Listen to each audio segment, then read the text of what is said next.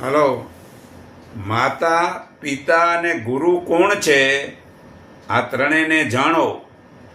જુઓ, માતા તે પૃથ્વીની મૂર્તિ છે, પિતા તે પ્રજાપતિની મૂર્તિ છે અને ગુરુ તે ભગવાનની મૂર્તિ છે અને પોતાના બાંધવો પોતાના આત્માની જ મૂર્તિ છે. આમ તો તેઓ બધા જ દેવતા રૂપ છે, તેથી તેમનું અપમાન ન કરવું. માતા પિતાનો બદલો વાળી શકાતો જ નથી. માતા પિતા સંતાનોને જન્મ ઉછેર માટે જે દુઃખ સહન કરે છે તેનો સેંકડો વર્ષે પણ બદલો વાળી શકાતો નથી. માતા પિતા અને ગુરુને સંતોષવાથી જ તપ સફળ થાય છે અને એ ત્રણેયની સેવા એ શ્રેષ્ઠ તપ છે. એ ત્રણેયની સેવા એ શ્રેષ્ઠ તપ કહેવાય છે અને તેમની સંપત્તિ વિના બીજો ધર્મ પાલન કરવું નહીં.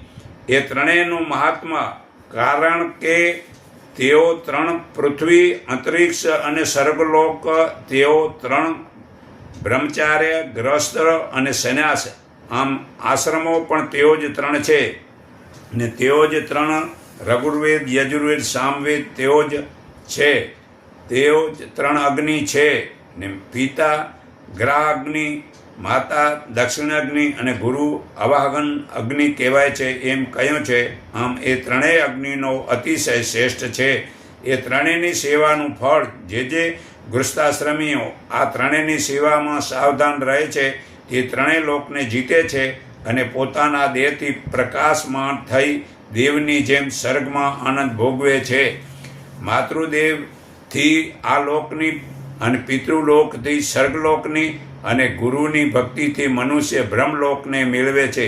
તેમની સેવા વિના બધું જ વ્યર્થ છે. એ ત્રણેયને જે સત્કાર કરે છે તે સર્વ ધર્મોનો સત્કાર કરે છે અને આ ત્રણેયનો અનાદર કરે છે તેની સર્વ ક્રિયાઓ નિષ્ફળ જાય છે.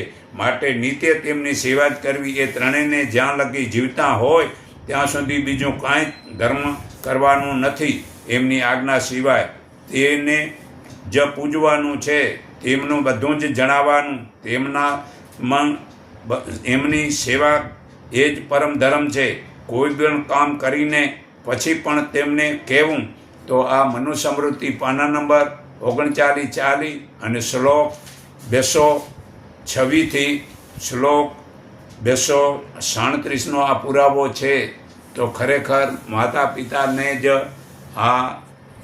પિતા અને ગુરુને જ